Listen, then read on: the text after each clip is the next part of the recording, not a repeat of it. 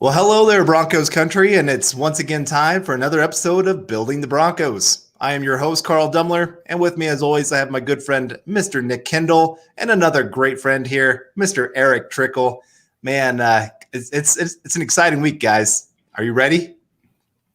Always ready. It's supposed to rain the next few days, so I'll be stuck inside anyway. So ready to talk football with you guys. Ready for it just to get here. So tired of all the BS. Every single rumor is possible. My wife kind of gave me the glazed eye over, but like when the Allies stormed the beach at Normandy, they gave up rumors that they were going to storm up that whole French coastline right there. So that way that nobody knew where they were going to land. They chose Normandy. Yeah. That's what it feels like right now with all these rumors. Like everything is possible. The Broncos are going to trade up. The Broncos are going to trade back for every single wide receiver. Or they're going to trade bulls. So it's just the overload of information. Who knows what's going to happen? I'm just ready for it to get here. What about you, Eric? I'm ready for it to get here. It's like this weird thing of I love the build up to it, all the stuff, just all the evaluations and everything. And then by the time we're like a week away, I'm just ready for it to be done with. I'm so tired from this. Like not tooting my own horn or anything, but all the work that I've had to do in this, man, it's exhausting. Like I'm just ready to take a break. Understand. Some of us don't take a break, Mr. Nick Kendell.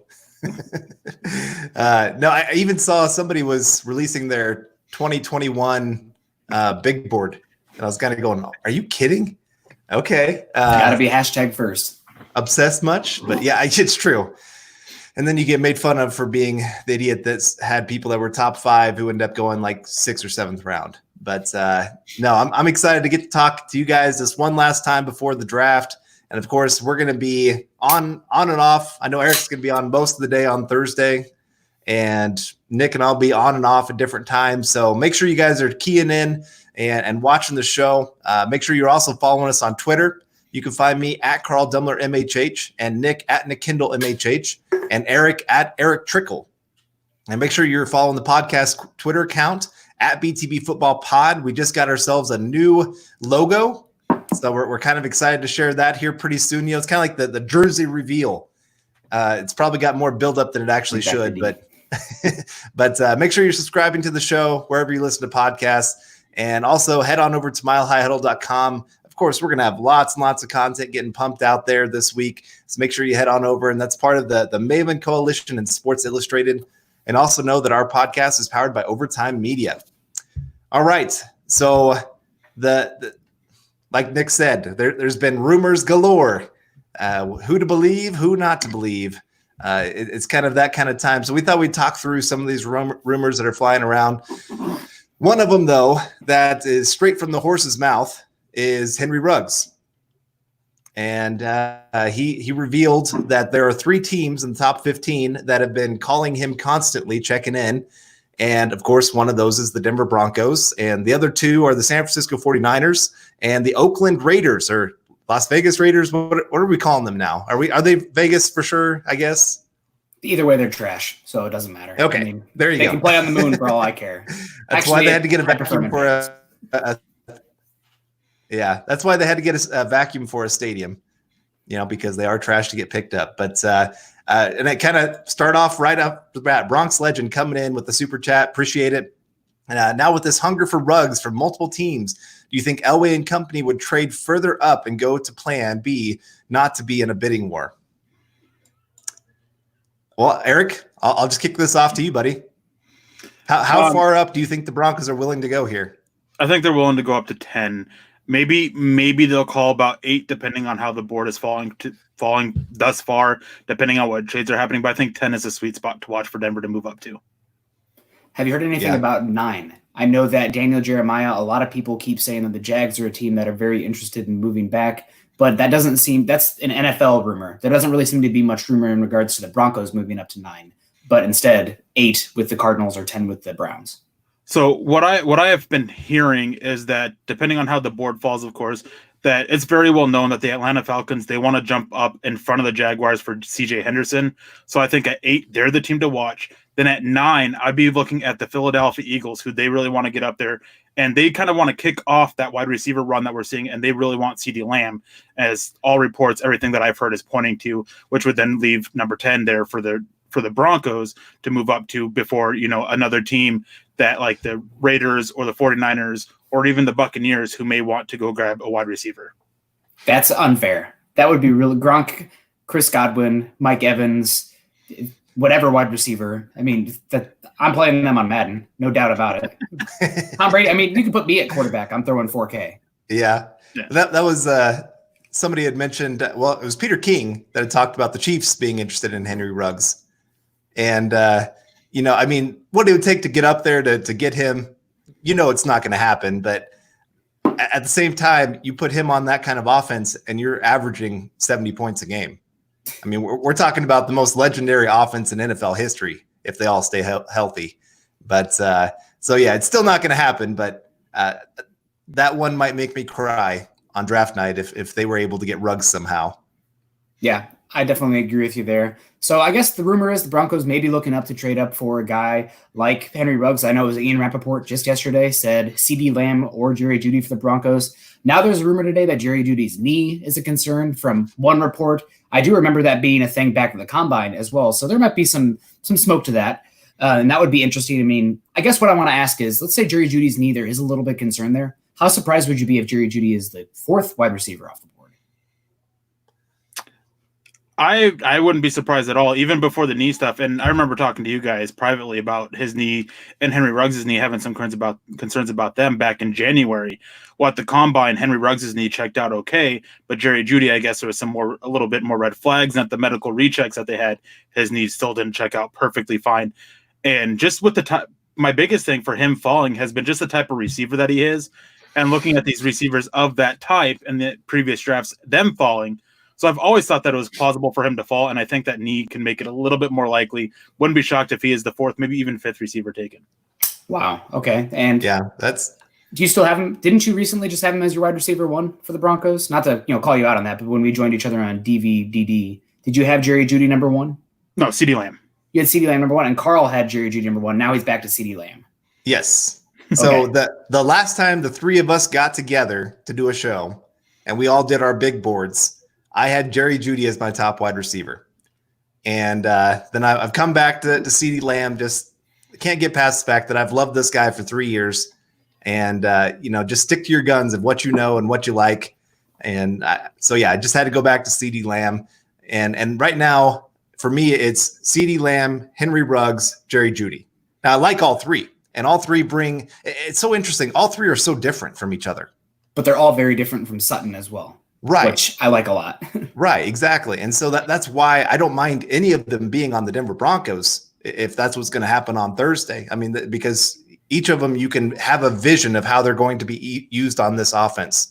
And I mean, I just went back and watched Jerry Jeudy the last couple of days because, you had Woody Page. Was it Woody Page coming out and saying Broncos? Yes. And then we're going. Yeah. So there's been a lot of guys that have come out and said Jerry Jeudy. And I like his game.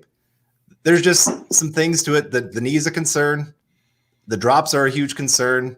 He's not great. Yeah, physicality. He's not great in traffic when he's trying to go up and make a catch. There's a couple plays where, I mean, honestly, it wasn't that tough of a catch, but you could tell like he was keeping his body back and his arms trying to extend out. And it was just, you could tell he was afraid of getting hit going over the middle. And so that obviously is a little bit of concern. That's why I've dropped him to my number 3 guy. I do think, I mean, if we're going to talk about this more as the offseason goes on, but the Pat Shurmur offense, Jeudy might be the best fit. I mean, he might. It's really tough. I think all of them could fit. I mean, all those guys project in some level of Z. All of them can do some slot stuff. I think CD is the only one who can play a large amount of X snaps as well, but you have Cortland Sutton, so you don't have to worry there. And also, I mean, we know that Jerry Jeudy, when you watch him at Alabama, he's really good at getting off quickly, that release. But he does have a two-way go. From the slot, that's something that slot receiver is always going to have an advantage in getting off press. I mean, that's one of my biggest concerns with Jefferson. He only saw 100 press snaps last year, only 5 snaps from the boundary. And Jeudy, he has the great releases, the great route runner, but it's just so much easier to get off that press, play in that slot position than the boundary, which you saw. I mean, granted, how much press are you seeing in the Big 12? It's pretty much Iowa State and TCU. But you saw it actually from Ruggs, and it was hit or miss. Like that Fulton game, not the best in regards to getting off press. Fulton, I mean, if Fulton played that way the whole season and Ruggs played the way he did that whole season, that one game, we'd be talking about an inverse of those guys' stocks, being completely honest. But It will be interesting. I have no issue with any of them. I did have Jerry Jeudy as my number 2. Now I'm kind of coming back to CeeDee Lamb as my number 2 with Ruggs as my number 1. I don't know. like I've said the whole time, I think Chad has given me credit. It's ice cream flavor. Everybody has their own flavor preference. I'd be happy with any of them. Heck, get me all three. We'll make a banana split. I don't know what Neapolitan. I don't care. They're all great. Just trade the next 2 drafts and just take all 3. Yeah, and my nerdier comparison is the Pokemon. It's Bulbasaur, Charizard, or Charmander, and Squirtle. Did I say it in the right order? Bulbasaur, Charmander, Squirtle. Yeah. Yes. Well, there is a right choice there, but I mean, it's Bulbasaur. Squirtle. I'm just kidding. It's Squirtle. It's Squirtle. For sure, Squirtle is Henry Rugg. So yeah. All right. Well, let's get to a couple other rumors here that are flying around because these do affect the Broncos. Robert Caslow coming in. San Francisco is willing to trade 13 and 31. Thoughts? They need to accumulate draft capital. I mean, they're a team that have a lot of picks. I mean, not a lot of picks, but a lot of guys are paid right now. And they had no picks in 2, 3, or 4. They're after the first round. That's in the 5th round is the next pick. They have to get more picks. I mean, and you saw the list of players that they're willing to trade right now that they just signed to their big contracts. D Ford, Quan Alexander, Tevin Coleman. I can't remember who some of the other ones were, but there was a long list of guys that are in some ways being overpaid for their work. And, this is part of the problem of you build up to a Super Bowl, you go pay all these kind of guys. If you miss on winning that Super Bowl, it's hard to keep them around and keep that team intact. And so now, they need to replenish. And having those 2 first-round picks helps, but you're right. I do think they're going to at least trade one of them. They might have trouble trading both. Yeah. So can I just turn around and have you pat me on the back, Nick? Because I remember not necessarily arguing with you about this, but I kept trying to tell you for the longest time that San Francisco is looking at trading down from 13. And you kept pounding the table that they're looking at receiver. They are looking at receiver. Well, they are, but not at 13. Their main thing is that they want to look at trading down. After that, everything that I've heard is that they are actually looking at defensive line. They want to replace DeForest Buckner and Solomon Thomas. He hasn't really lived up to his draft potential or anything like that. So they want to try and boost that defensive line back because that's a big thing that makes basically their whole defense work. So if Derek Brown or Javon Kinlaw slip, I could see them staying put at 13. If not, I could see them really pushing for a trade down. It makes sense. I mean, anything can happen. I could see a team wanting to jump both the Bucs and the Broncos as well, tackle or wide receiver. It's just that's the draft game. Yeah. All right. Well, John Boy coming in here with Sal Powell was on The Fan yesterday and made it seem that the Eagles weren't seriously contemplating trading up that high. Well, Is it fun or was it smokescreen season? There's a lot of innocent smoke going on right now. It's all going to depend on price. I mean, that's for every team. They're all going to have their number in mind that they're willing to trade. And if they get into a bidding war, eventually somebody has to lose that bidding war. And at that point, if the Eagles would lose out, it's easy for them to say, well, we were never really that high on trading up that high anyway. If Broncos lose out, they're just like, we liked who was going to be there at 15.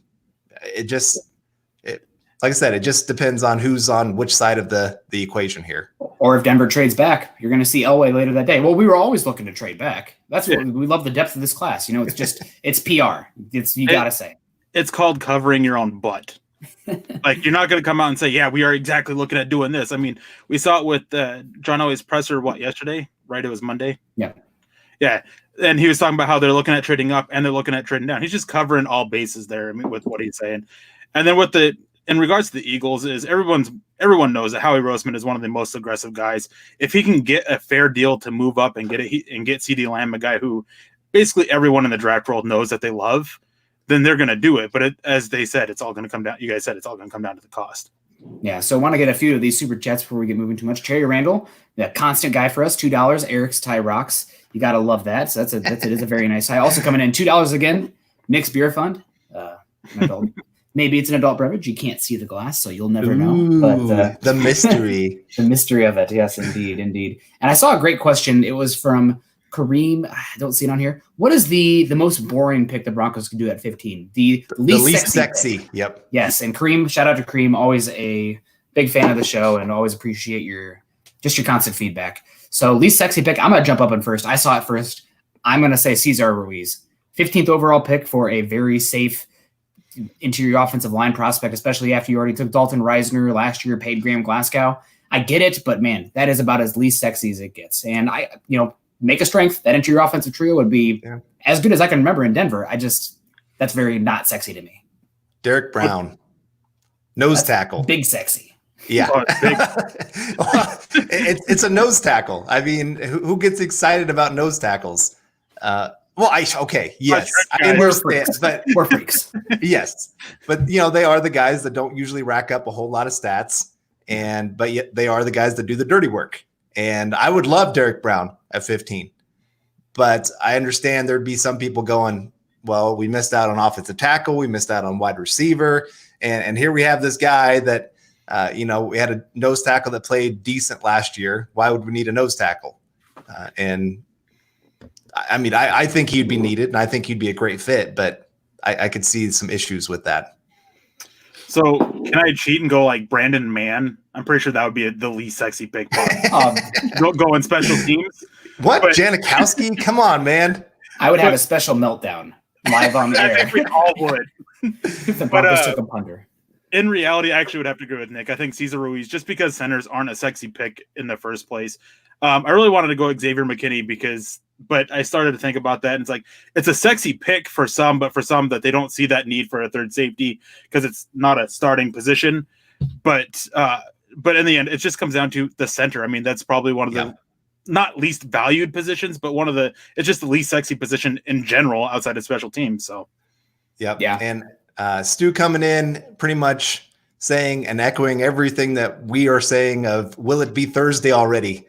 I have somebody that messages every day how many more sleeps he has until he gets to see the draft. And we're all in that kind of boat that it's gotten to that point. I told you not to tell anybody about that, Carl. That was just for you and me. That was. I'm sorry. I know. Well, you send that picture to me every morning of when you wake up. 3 days. No. So real quick, I just point out that in the chat that Chris Sanders wants us to draft Chad. There we go. Chad's a little bit.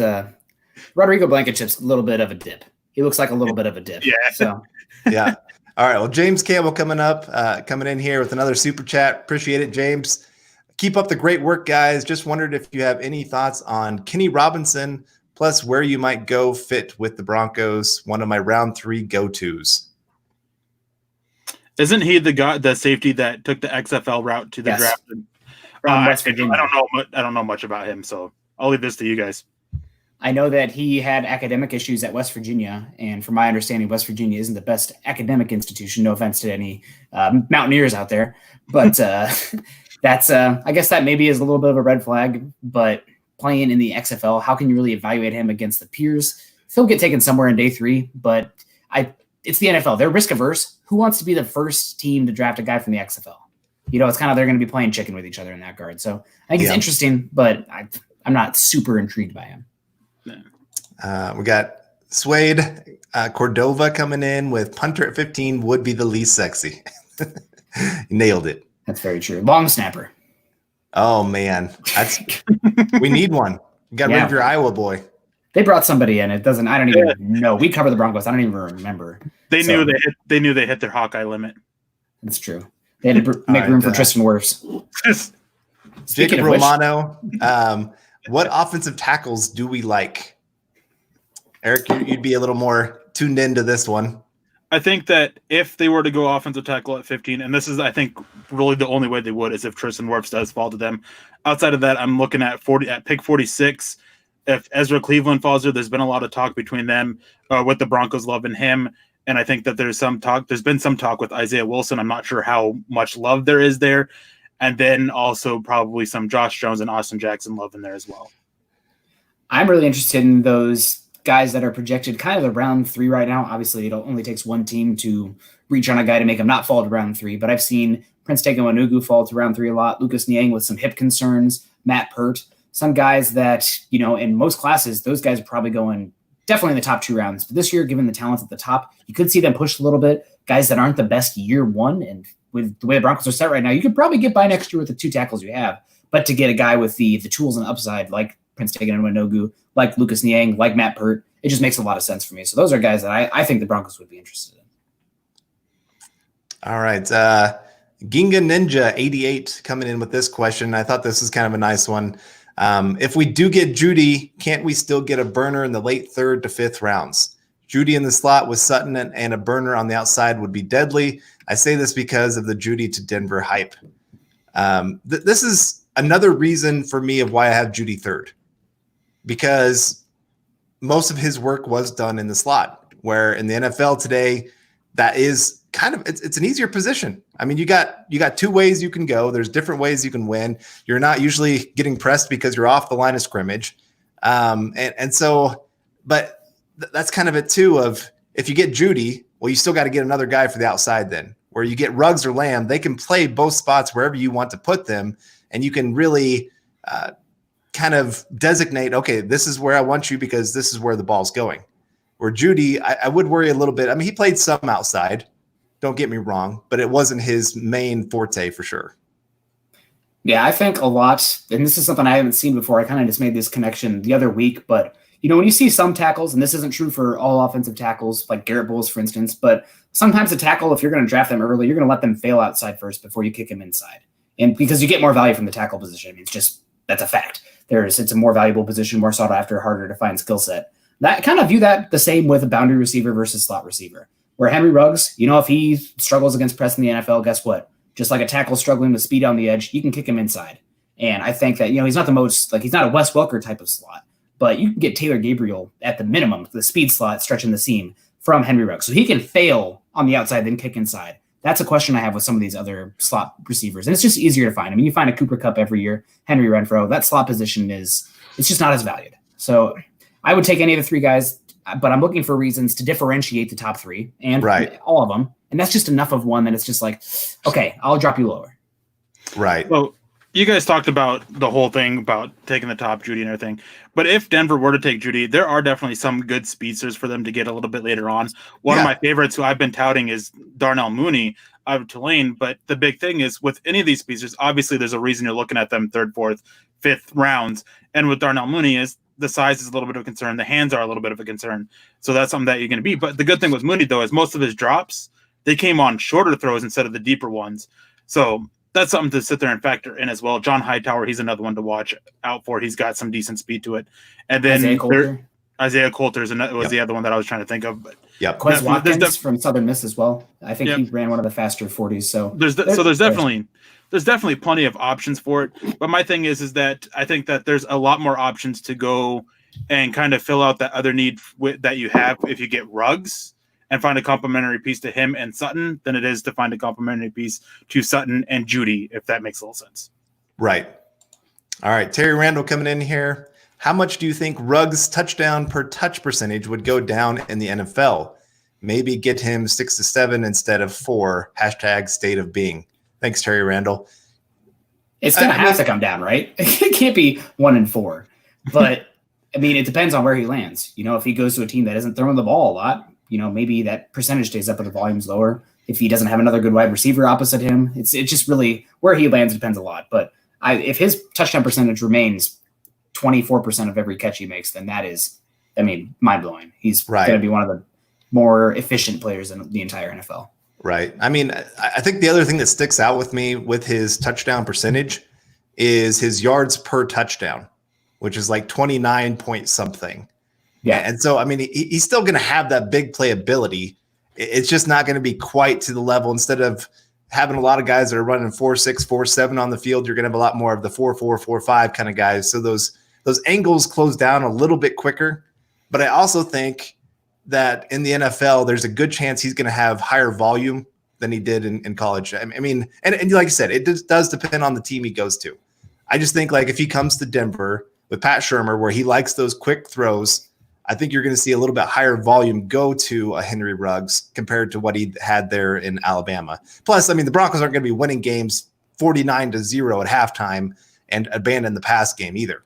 I mean, so there's a lot of factors that have gone into his stats, but I do think, yes, you're going to see his touchdown percentage drop a little bit. Yeah, I definitely agree. But I also agree that he may not have the same touchdown percentage, but I think we're going to see a lot more opportunities go his way. And I think that what he offers without even touching the ball is going to be a huge help too. So, I mean, a lot of people are just focusing on his stats, but there's a lot of stuff that he does without even the ball in his hands that you have to factor in there. And that's why I think that he is actually the best fit for Denver, in my opinion, over CeeDee Lamb or Jerry Jeudy. Yeah, there's a lot of guys that are going to take a lot of touches. And so finding a guy that helps make those touches easier for everybody else it makes a lot of sense. I know there's going to be people that when he doesn't have 1,000 yards are going to be like, oh my goodness, why did we waste a first round pick on him? But to me, I think what you need to be looking at is the jump in offensive production. If you see our offense go from 17 points to 25, 26 points, then yes, that guy was a huge reason that this offense all of a sudden started taking off. I think that's where people get so focused on the individual stats. I mean, of course, this is where fantasy football comes into play, and you get upset that this guy's not producing at the level that you would like. But again, if your offense is being very efficient, if they're playing more like a top 10 offense instead of a bottom 10 offense, you got to look at him and say he was a big part of that. Yeah, I definitely agree. And we have a question here from Facebook user, nice name. Of the top 4 LTE, Becton weighs 360. Does that worry you? And I guess that's something that's intrigued me as well. You know, you see 360, you hear the concerns about the weight. And again, I think it was the Bob McGinn report saying that, you know, Becton loves to cook and food, which, you know, it's, you know, the state of the world right now. I've been doing a lot of cooking too, and I've been loving myself some food. So same Becton. But does that worry you guys? I think it would have for me, but he came to the combine and he had like no body fat. You know, it's not like he's sloppy. He's an outlier because he's so big. So it's like it makes it a little scary, but it's not like he's a slop. The thing that concerns me is not that he likes to eat or cook. I mean, I like to eat and cook. I could stand up and show you guys, but not going to. But the concern with me comes from the fact that there have been issues with his weight and keeping his weight in check at Louisville. That's where the concern lies. All right, you like to eat and cook. That's fine. You just got to keep your weight in check, which that's not hard to do at the NFL level. I mean, the Ravens have done a good job doing that with Orlando Brown. It's just putting them on a strict regimen. So that's all it takes. Yeah. I think the other thing that concerns me a little bit, though, is just the human physical body. I mean, you see a lot of these offensive linemen when they leave the NFL lose like 100 pounds because they know that weight is not good for their body. And you add on another 40 pounds to that, and every step that this man has taken is an extra 40 pounds of pressure on each step. I do worry a little bit about his longevity. That's probably one of the main things for me because, I mean, if you're taking a guy in the first round, you are thinking, I want this guy to be a 2 to 3 contract kind of guy. I mean, Von Miller, that's what you want. And so I do worry some with that, but I mean, the ceiling is really high. So you have to kind of balance those two things of longevity compared to what this guy could really be in the NFL. Yeah. And I know that some people will point out there haven't been many, 6'7", 360-pound tackles that have made it in the league, but there's not many 6'7", 360-pound people in the world. So like the sample size you're drawing from to begin with is rather small. So I don't know if you can take much statistical meaning from that saying or that fact. Well, but I mean, I guess there's plenty of information to show more weight equals more health problems. Yeah. I would need to see the study, honestly, because I know that they said one also about like quarterbacks being, you know, too short, and that really hasn't been the case in terms of the body type. So I'm just being a stickler. Show me the data. I'm in that life right now, so I got to question everything. But it's definitely a point. I mean, the guy that people compare it to is Bryant McKinney, who dominated on the Vikings for many years. So he's interesting. I think that just because he is, I didn't love Orlando Brown. I thought, you know, that big moving around, didn't think he was the best for the Broncos zone scheme, which when he was in the draft, they were running. But just having that size, especially with the quick pass offense, to have that much length that a guy has to go around, it matters. It does matter. Yeah. So I'd be fine with him. Like we took the mock draft we just did on whatever night that was, Sunday night. We ended up taking Becton at 15. Yeah. You know, I don't dislike him, but there's definitely a concern with him. He, of the top 4 offensive tackles in this draft, he has the most risk. I agree. He also probably has the highest ceiling of the 4. I'd say second. Wirfs might have, in my opinion. It's up there at least. But all right, well, let's get to this one because this is another rumor that's been flying around for the Broncos from Dirty Clean. There you go. What's the possibility that Denver jumps back late in the first round for a second pick? Thank you very much there, Dirty Clean, for the donation there. I think it's a real possibility. I mean, there was a stat put out not too long ago about how many undrafted free agents the Broncos could bring in realistically with how many players they already have signed, with how many draft picks, and the Broncos are like second lowest in positions available for undrafted free agents. So the idea, I mean, the Broncos are set up to trade up. They really are. And so if there's a guy that they like, that they want to get that extra year of protection contract wise for, and I know there's some cornerbacks they like. Eric talked about Ezra Cleveland a little bit ago. That's another guy that they really like, and getting him to develop and then still have 4 years left, and if he doesn't start this first year. So it really does make a lot of sense for the Broncos, maybe not to just trade up at 15, but to trade up at 46 as well.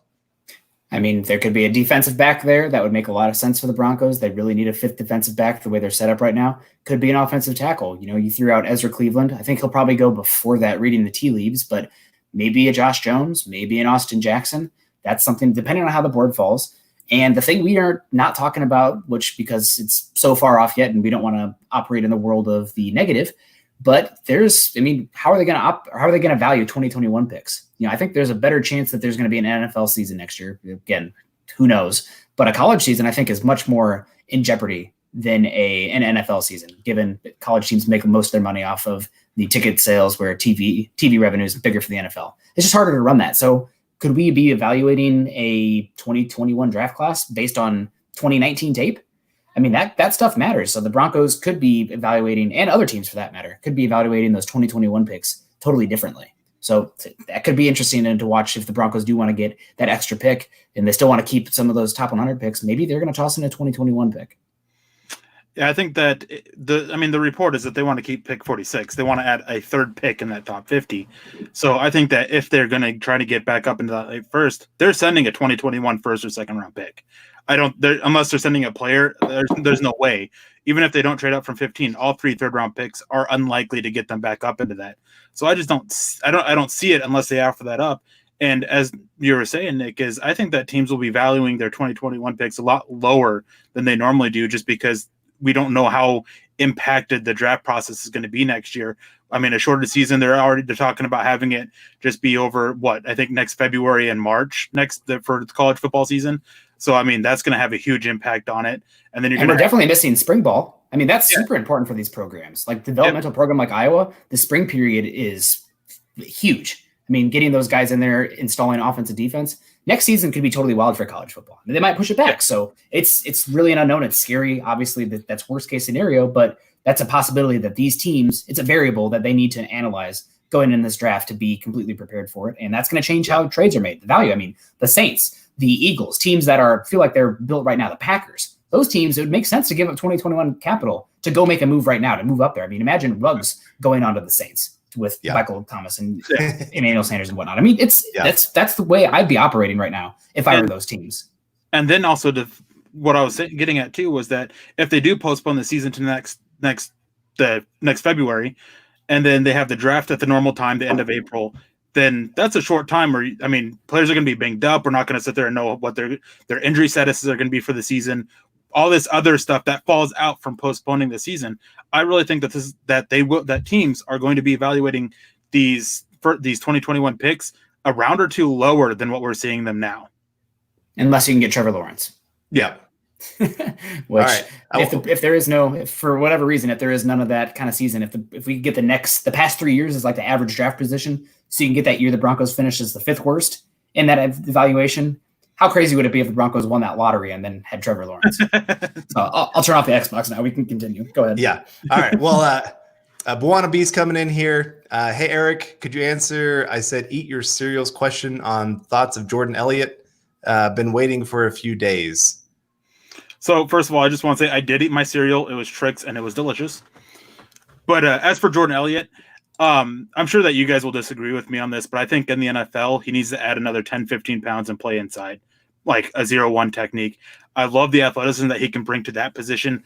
It's not bad as in 5 tech, 3 tech, but I think that he can definitely do a lot more damage on the inside as a 0-1 technique. I think he's more of a 1-3 and a 4-3. So like, especially if you're playing that 2 package. I mean, Shelby Harris, we kind of saw it last year. What's his best position? They played him at 5. They played him at 0/1, and neither of those really were the best for him. He was best in that nickel package where he could be that 1 and 3. Well, I was thinking like you can use him as against the run and base packages of a 3-4 front. There you go. He's your 0-1. And then for like the Denver Broncos specifically, they go to their sub packages. There you have a 3 tech. Yep. Yeah. All right. Well, KR coming in here. Thanks for all your dedication, guys. Can't wait for Thursday. Oh man, yeah. Yeah. Thank you very much, Christy. Yeah. Yeah. Thank you. Appreciate it. And we're ready for Thursday. It has reached that point.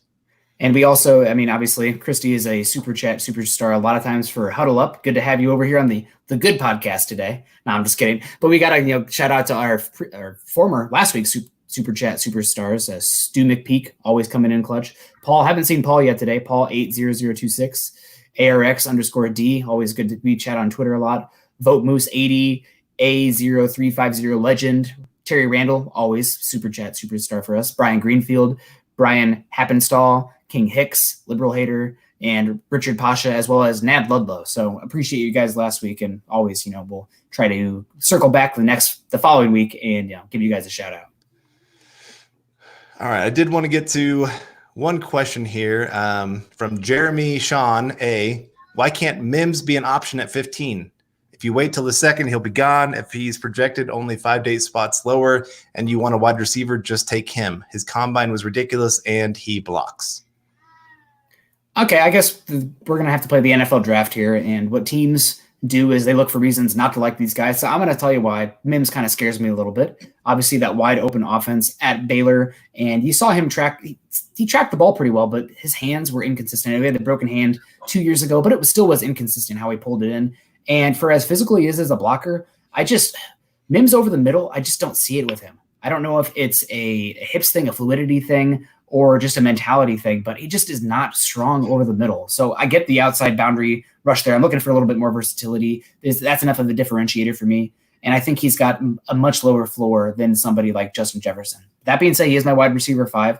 If the Broncos don't get wide receiver at 15 or with their first pick, and they can move up in a reasonable pick and still get Mims or trade back from 15, I'd be all for it. I like Mims a lot. I just don't think he is as good as those big 3.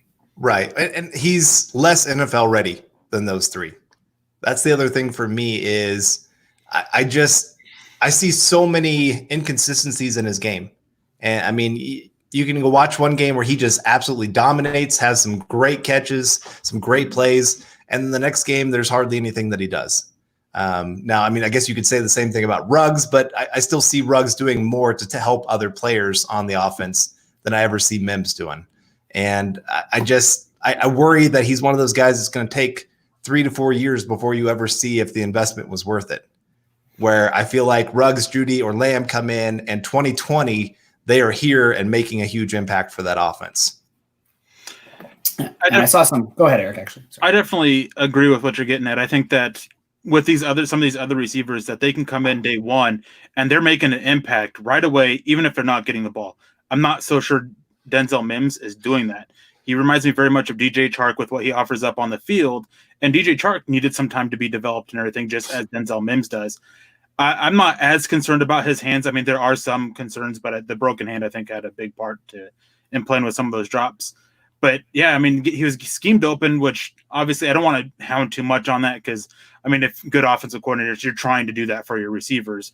But my biggest thing is that when he was facing up some of the top corners that he had to face against, he disappeared. They took him out of the game completely. There was times where I can't remember who it was he was playing against, but it was one of the top corners. I want to say TCU, but that doesn't feel right.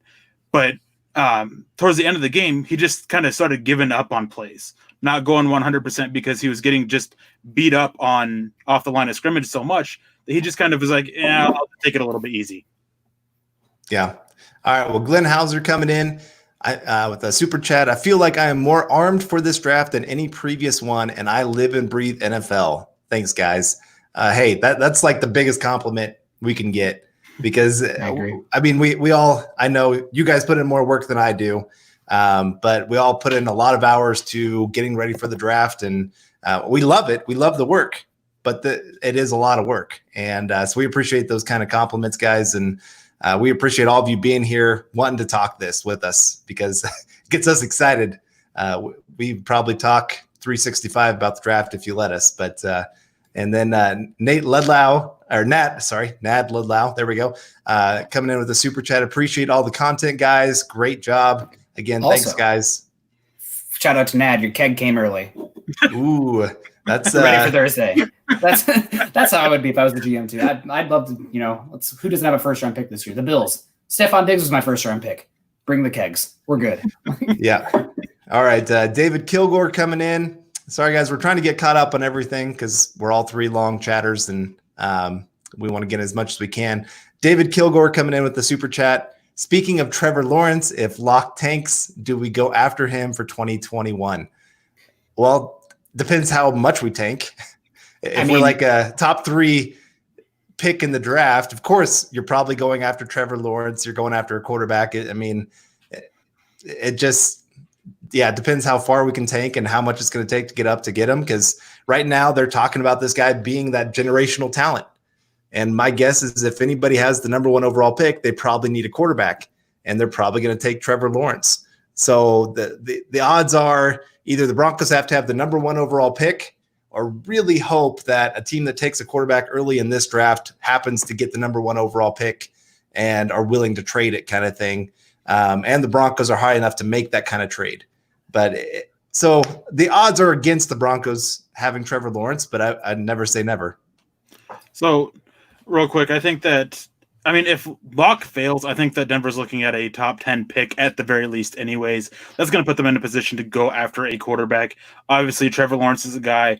I think that they might really like Brock Purdy. And yes, I said that only to get you going, Nick. But, Justin Fields, Brock Purdy, and then there's the guy from Newsom, the transfer to Georgia. There's Jamie Newsom as well. But there's another guy, too, that's been getting a lot of hype on my Twitter timeline, a lot of hype from people that I speak to in the NFL. But I can't remember. He's a small school guy. It's the North Dakota State quarterback. Yes, North Dakota State. Thank you. It's that quarterback, too, and he's getting a lot of hype as well. Seeing a lot of comparisons. Well, not necessarily comparisons, but a lot of things of saying that he's like a cross of Russell Wilson and Patrick Mahomes. So I haven't actually watched him yet. I have no idea, but there's definitely options for the quarterback class next year at this time. I just want to point out, though, last year at this time, we were talking about Jake Fromm. We were talking about, just as not you, and I don't think I was either, as a first-round quarterback, but all these other guys, too, a lot of people were talking about Jacob Eason, him rising up to it, Jordan Love. Obviously, he's still there. Tua Tagovailoa. Joe Burrow wasn't even being mentioned, so a lot can change between now and then. Yep, agreed with that. And shout out here to Buana Beast, brought up an interesting topic here. Nick, why not give a shout out to your latest article? Me writing an article, giving myself a self-promotion, that doesn't sound like that's something I would do. But the Broncos landed the terrific 12. So this is something that I thought has been really interesting in regards to the media, us included, versus what Daniel Jeremiah and some of the people who are more insider than we are. So right now, it does seem like when you run a simulation, et cetera, there's a group of 12 positional players that are this, terrific 12. That's assuming that 3 quarterbacks are gone. There's going to be 1 player there you like for the Broncos.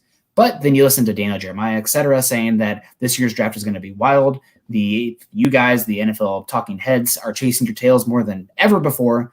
So I guess I got to say, do you believe in that top 12, or is there going to be just a total randomness in those picks? So the top 12 would be those top 3 wide receivers, the top 4 offensive tackles. There's 7 right there. The 2 interior defensive linemen, and then Simmons, Okudah, and Young. Is that something that's going to happen, or is there going to be much more variance? Is a guy like C.J. Henderson, Caleb Chasen, DeAndre Swift, Ezra Cleveland, are those guys going to jostle, or do you think there is a really definitive top 12? I think that for the most part, there's a pretty definitive top 12. I think we are likely to see at least 3 of the 4 top offensive tackles. I think we're going to see both top corners in Okudah and Henderson. I think that we're going to see Justin Simmons, Derek Brown, Javon Kinlaw. I think they're all going to go up there in that range. But I would not be shocked at all if we see a couple surprises, like, say, Atlanta's not able to get ahead of the Jaguars, but they're able to move up to 11 or 12. I could see them going and getting a Christian Fulton or AJ Terrell or one of those guys. So we can definitely see surprises.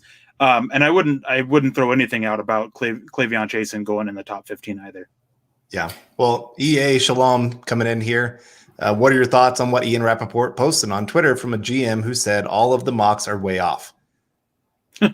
So a successful mock is one that gets about 20 to 25% of the picks correct.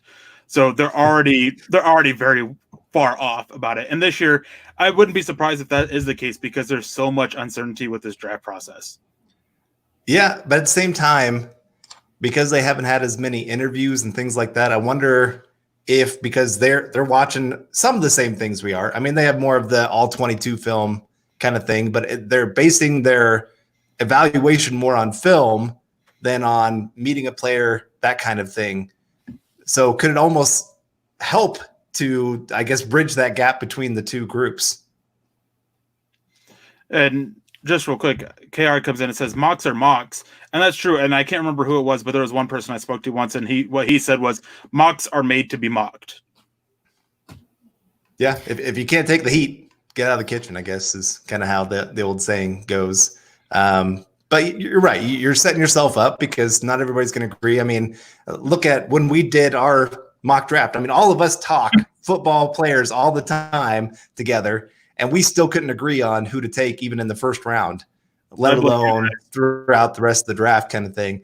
And so it is. It's everybody has their opinions, and everybody has their players that they get hooked on and say, this is the player we have to take. And others say that would be stupid. It just, that's why the draft is such an exciting thing, because it's such an unknown. I mean, you could sit there and pound the table. I've had players I pounded the table for, and then I'm kind of going, I hope nobody remembers I pounded the table for that player. Paxton Lynch. Malik. Yes. Malik You didn't have to say his name, Nick. Thanks a lot. So yeah, no, we have some more comments coming in here, but I actually thought one would be interesting for you guys. What would be the pick that would make you pull your hair out for the Broncos at 15? I guess we'll start with Carl here, the least likely guy to pull his hair out from a Bronco pick. For a realistic one, yeah, would be Javon Kinlaw. Javon Kinlaw pulling your hair out at 15. Now, why is that? Just, I mean, I like the player. Don't get me wrong. I just, he's a developmental project. There's the knee concerns. The starting defensive line is set there. I understand, like, there's a lot of guys that are on one-year contracts, so you got to find somebody for the defensive line eventually. But I just also see the Broncos having this 3-year window with Drew Lock on a rookie contract. And I'm wanting guys that I feel like can be quicker impact players than what I think Kinlaw can be. And like I said, I'm talking about realistic players that they can maybe take. I mean, I guess we could go Justin Jefferson. I'm not a big fan of his. He's a good player. Don't get me wrong. Mims is another that I probably wouldn't. There's a few guys that have been listed, I guess, towards the Broncos that I wouldn't be too excited about. Yeah, so I'm afraid Eric's going to take mine, but I'll kick it off to Eric. Now, would you trade Paxton Lynch for Chris Jones? Yes. Okay, thank you. Well, I'm not disagreeing with that. And I do think Kinlaw is a talented player. Don't get me wrong. It's just a matter of how quickly is he going to make an impact? How much is that knee a huge issue? There's some of those things that are thrown in there. David Cromlow's coming in here. Might steal one of your guys's. I'd punch my laptop if we take Kenneth Murray. That's yours. Okay. And I agree. Again, I was trying to think of realistic players that I've seen mocked to the Broncos, and Kinlaw's been one of them that it's not that I probably wouldn't be pulling my hair out. I'd just be like, okay. I do not like Kenneth Murray for the Broncos. Watching his tape, I get that he makes splash plays, but especially with this Fangio defense, I feel like the defensive integrity is so important. You need guys to not bite on play action, not to fall for the pre-snap motion. And watching Kenneth Murray, I feel like I charted as many plays where he read it wrong, overcommitted, and gave up a big play as he was making a splash first-round caliber linebacker play. Now, if he can clean it up, fantastic, but it's just way too boom or bust for me for a linebacker. I mean, a linebacker that has coverage questions. So I don't get that at all. I definitely agree. Kenneth Murray's not the guy I'm going to go, but I think that he would make a lot more sense if Denver didn't have Alexander Johnson or Todd Davis. Yeah. Personally, I think that he would make a little bit more sense. And I do want to address Jody Moncrief. She says that at 15, you need a starter. Kinlaw would not start. On the defensive line, Kinlaw would be a starter in everything but name. But at corner, at defensive line, and at defensive back, I mean, especially with those first-year guys, you're rotating guys as it is. You want to have as good, 4 or 5 guys. I mean, they took Shane Ray that first year, and he didn't really, start didn't matter. You're getting after the gosh damn quarterback. You need depth on defense. So, pardon my French. Sorry, Carl. No, you're good. There's two ways that I could go for this. For the one that pulled my hair out, I'll go with the less controversial one and say C.J. Henderson. I like his playing coverage, but I think that the whole thing of tackling is non-negotiable.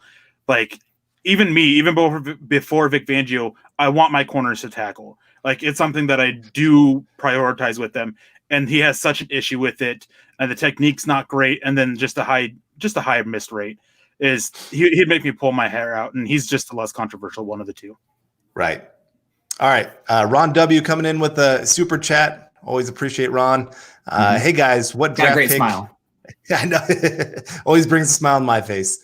Hey guys, what draft pick and move capital would make you jump up and celebrate? So we're getting the opposite end of this now.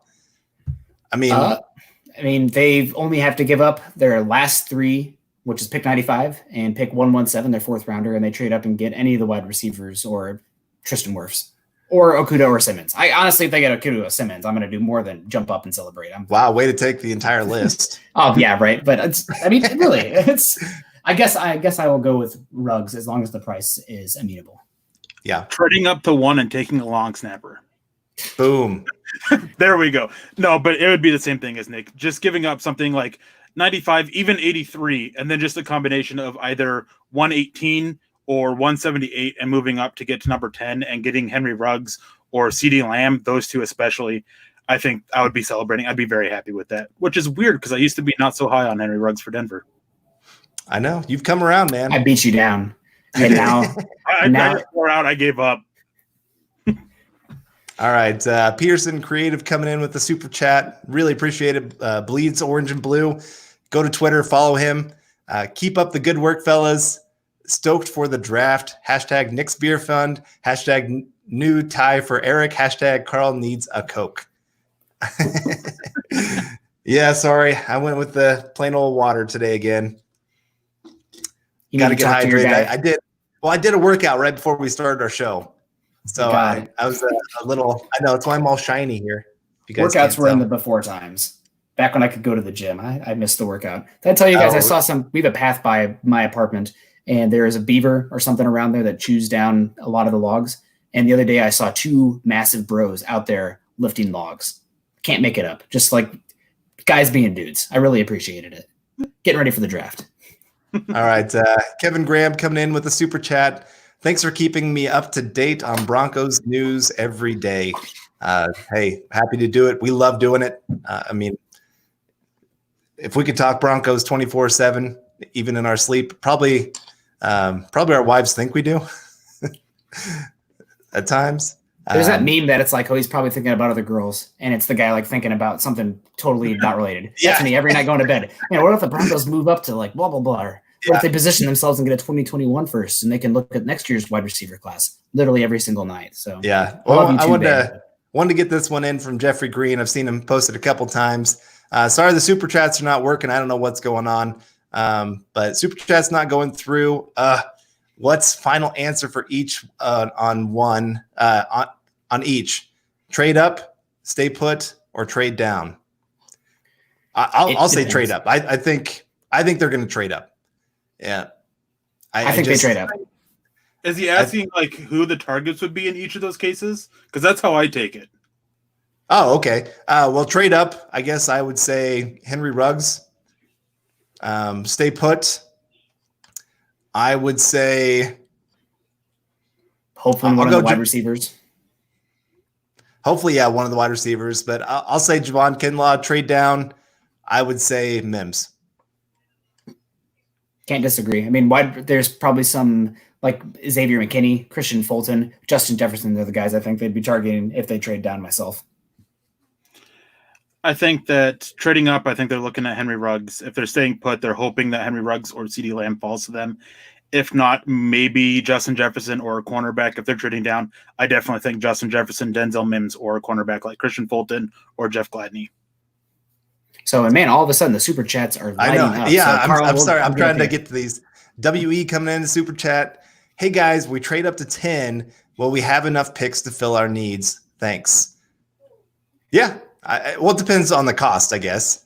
If you're trading all 3 third-round picks to get up to 10, then that's going to make things a lot more difficult. If it's just one third-round pick and one of the late-round picks or a 2021 third-round pick or fourth-round pick or whatever, there's still plenty of picks to fill out the rest of the roster. I mean, an example, just look at last year's draft where, a lot of people commended Elway for having such a good draft, traded back, got Noah Fant, Dalton Reisner, and Drew Lock, and Draymond Jones played a little bit, but that was considered a good draft and deep draft. And you got, 2.5, 3 contributors considering how many games Drew Lock played. You can't really look at the draft, especially after that first round, as far as needs go, because they're about depth and down the line. They're investments. They're not about the next upcoming season. So the Broncos are going to have needs either way. It's just how it is. There's no such thing as a perfect roster even. Look at last year's Chiefs. Their linebacker core was absolutely trash. Their offensive line, I would say, was not as good as Denver's on paper. So, you just have to stack it, and hopefully your strengths and star players and coaching staff can help meld it all together and put out the best overall team. All right. Paul coming in. Hey, Paul. I was getting a little worried. I know. Where were you? I know. But no, appreciate it, Paul. Does Chenault Video vault Chenault backup boards? I did not see this video, so I do not know. I would still be scared taking him in the top 2 rounds. If he's there early 3, I'm calling to move up and get him because, that's a lottery ticket and you got a high chance there. He's an explosive player when he's healthy. But that video, it's kind of like how much stock I put in Cam Dantzler running a 4.38 on his pro day. Yeah. I don't buy it. I'm not there. I'll buy it. Sorry, I'm a skeptic. All right. Well, Jeffrey Green says, no, just what each of you wants to do. Sorry. Personally, I would love to trade back and still get Henry Ruggs, but the realistic thing is I'd rather go ahead and just secure our wide receiver. I think if anything on our Sunday mock draft really just showed me, just go get your guy. Don't just kind of hope that he's going to fall to you. Just go ahead and go get him. Fill out the rest of this offense. Well, the offense isn't completely complete, but if you go get your other wide receiver, the weapons are really complete, in my opinion. You've got your 2 wide receivers. You've got a tight end that's going to be dynamic. You got 2 running backs that are dynamic.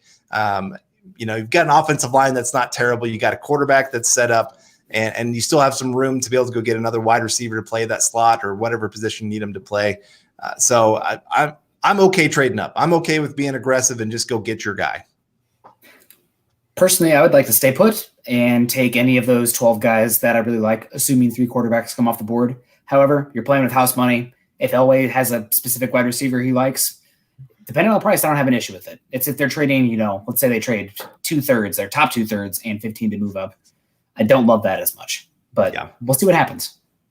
Yeah, just a reasonable trade up is I'm fine with that. Go get your guy. Nothing wrong with that. I'm not big for trading up in the first place, but that's only for quarterbacks. If you can help, not even for quarterbacks. I'm not a big trade up guy.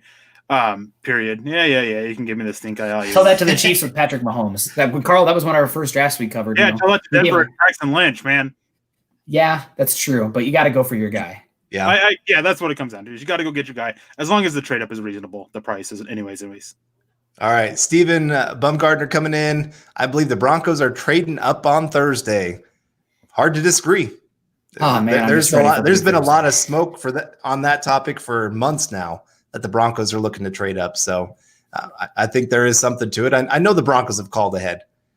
Of course they have. They would do that every year, but I do think that there is a price that they like, and I think they're willing to make it. Yep, I definitely agree. So we'll see. Again, the talks about 8, talks about 10. A lot of talk about the Jags looking to trade back, but not connected to the Broncos for whatever reason. Eric kind of talked about some of that earlier, but I do think in the end the Broncos do trade up, and I know there's smoke for Jerry Jeudy. I know there's some talk about CeeDee Lamb. I just feel like Henry Ruggs is their guy. So we'll see what happens. Maybe that's just my own bias coming in. I've talked myself into it. That tends to happen this time of year. Gosh, there's so much freaking BS out there, so much smoke, but who knows? Yeah. I'm just ready for it to be Thursday. All right. McMills 187. I love this show so much. Carl, Nick, and Eric, you're the best of the best. Oh, wow. Thank you guys very much. But I always think of Top Gun when I hear that. You're the best of the best. If we're the best of the best, which one of us is the best of the best of the best? Ooh, okay. Yeah, don't answer that. Again, it's the ice cream flavor debate. It's the Pokemon debate. That's right. It doesn't matter. So, but I didn't mean to do the 12-ounce pills. We're going to be excited to do that as well. I'm going to be doing that. I've got some trash talk going on here. So, whatever. Derek Baird. Sorry. Go ahead, Carl. All right. Yep. This is my job. All right. Derek Baird coming in with a super chat. Guys, we all know Vic knows his linebackers. Do you believe this smoke might be for Simmons if he falls past 7? I mean, if Simmons falls past 7, I'm calling. But again, how much is it going to cost you to go get him? It does sound like all of a sudden this week, maybe it's a team trying to tank his stock, but Simmons all of a sudden is the guy that's slipping. Like let's say the Giants all of a sudden are offensive tackle at 4. That seems like the direction they're going. Well, not going at 5. Going at 6, the Chargers probably not. Then the Panthers makes sense there, but is he kind of a little bit like Shaq Thompson already? Maybe. Then he slips from there. So it'll be interesting. I think if he does fall to 8, I'm calling. I don't think that Simmons is the linebacker, though, personally. He's not uprooting A.J. Johnson or Todd Davis, but I'd be calling. Yeah. I don't think that Denver's viewing him as a linebacker. I don't think that they would be looking at him trading up. I think that they're pretty set on a linebacker, and I don't think he gets past 7. All right. Nat Ludlow coming in again. Appreciate it. Hit, tap, smash that like button, people. We appreciate that, Nad. And it's right. Well, on my screen, I guess it's somewhere up there. It's inversed here. It's really messy. Yeah. All right. Mark Lopez coming in here with the super chat. Man, we appreciate everything, guys. It's been fun doing this episode. I know we have to get out of here pretty quick, but who would you rather have if we moved up? CeeDee Lamb or Ruggs? I feel that Ruggs has more to play for because of a loss of a close childhood friend. Do you believe that makes a difference for the Broncos? I'm not sure the lost childhood friend. I mean, it's part of his story. And obviously you see that he's worked at his game. We had a talk on Twitter earlier about being able to see from 2018 to 2019 of how much he improved just as a route runner and things like that. I'm not sure how much that would factor into whether to take one over the other per se. Personally, I got to stick to my big board. So I'm going to go CeeDee Lamb. I have him as my number one guy. And it's as much as I love what Ruggs brings to the table, and I feel like he opens up the offense a lot more than Lamb, I still love what Lamb brings to the table. I mean, he can be that true number one wide receiver in the NFL. He's that one guy that I can see being a top 5 wide receiver someday. I'd be happy with any of them, honest to God. I'm just excited for it to get here. That's what's so great about the NFL draft. I mean, it's literally Christmas for everybody. So many teams are going to get better on Thursday, on Friday. So it's a win for across the league, and it's a win for the NFL. I mean, it's the only bit of sports normalcy we're going to have for who knows how long. So just really excited for it to get here, and thankful that, we have this platform and this ability to watch this, analyze this, talk about this, and watch the Broncos get better. Yeah, I would, as in regards to the question, I would rather go CeeDee Lamb. It's the same reason as Carl. He's actually my number one receiver. I do think Ruggs can do a little bit more, but I think that Lamb can just be dominant in the NFL. It reminds me so much of DeAndre Hopkins, and just putting him in this offense, I think that you can do so much damage with that. And as for having more to play for, I could definitely see where you're getting at with that. I do think that adds some more to his motivation, but it's not a one way or the other kind of thing for me with that in regards to that. Yeah. All right, David coming in, and really appreciate everybody today. What do you guys? Yeah, what do you guys think of Gronk going to Tampa Bay? Fun, crazy. Yeah. How did they get the physical done already? Who knows what's going on? But it'll be a lot of fun, and any sort of storyline, anything that we can have to bring us back to football, I'm here for it. I mean, I'm not the biggest basketball guy. I do like myself some baseball, but football can dominate every single day for the rest of the year, rest of my life. I'm about it. Gronk going to Tampa, that's exciting. I'm curious to see what it's all going to be. I really like I'm really curious about the mesh of the Bruce Arians offense and what Tom Brady likes. That's what's going to be the most interesting to me, and especially adding Gronkowski to that with OJ Howard and Cameron Brate. They can do some fun things if they keep all 3 of those tight ends. Yep, and so guys, we got to get out of here soon. We got one more here. Oh, go ahead. Come on, Nick. I blame you, Carl. No, it's me. It's definitely me. Brian Haptonstall. There we go. And wearing a hat. Never mind. Bad joke. Go Broncos. Can't wait till Thursday night. John always pulls the unexpected. That's something, okay, great topic to end on here. Everybody, we've been saying Benjamin Albright, et cetera, wide receiver, Woody Page saying wide receiver, some people saying offensive tackle. The Broncos, they ended up trading for AJ Boye when everybody was saying Byron Jones, okay, pretty unexpected. I think Kliss did mention AJ Boye in one of his articles, but again, he listed like 10 other cornerbacks in that article. Okay, Eric too. Where is he at? Gosh, the fucking thing. And then Jarrell Casey, I don't think anybody said anything about that. Graham Glasgow, I think maybe Troy Rank mentioned it once. But the point is, the Broncos have been as, I guess, tight-lipped as they've ever been in regards to leaks and the media being right on track with what they're going to be. So John always pulls the unexpected. I think it's going to be even more unexpected this year. So who knows what it'll be? It could be crazy. Yeah, I mean, with AJ Boye, I knew that he was an option for Denver back in January, not in a trade. All the talk, everything I was told was when he gets cut. So the trade was a little bit unexpected. And then before Jarrell Casey, I remember telling you guys privately that Denver was calling around about defensive linemen, but Jarrell Casey's name never was mentioned to me. So for a seven.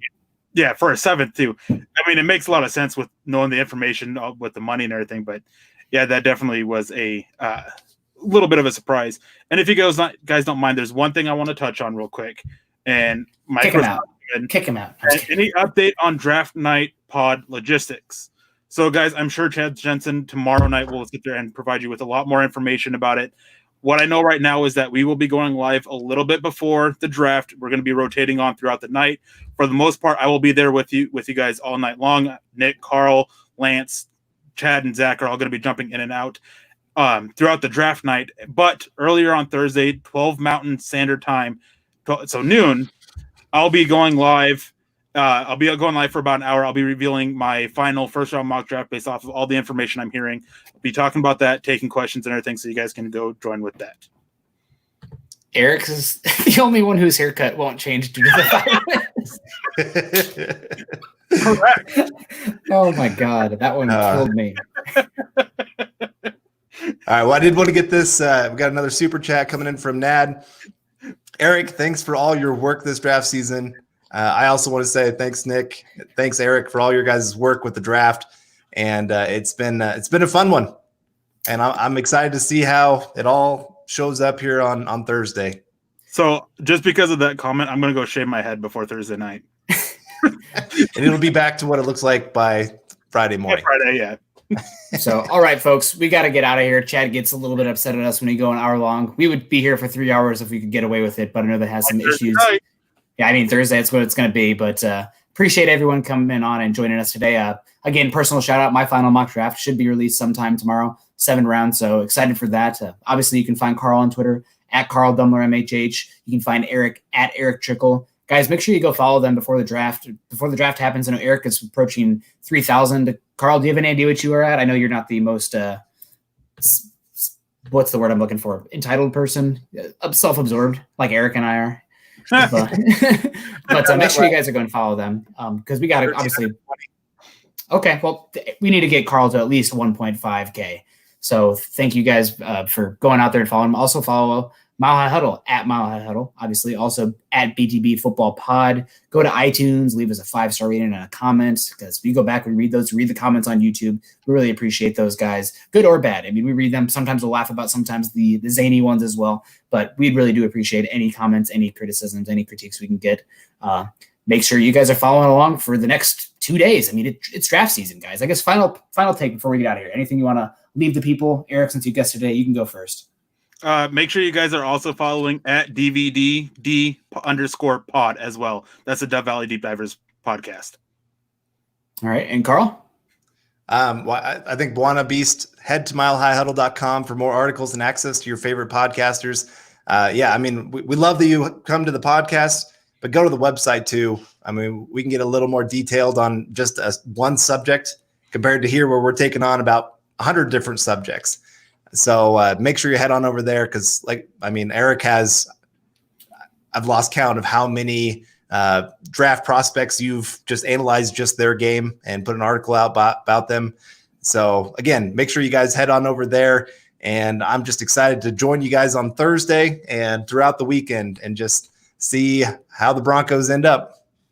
Yep. No, thank you guys for joining us. We really appreciate you, and we will see you soon. But as always, I'd like to leave you with a Go Broncos.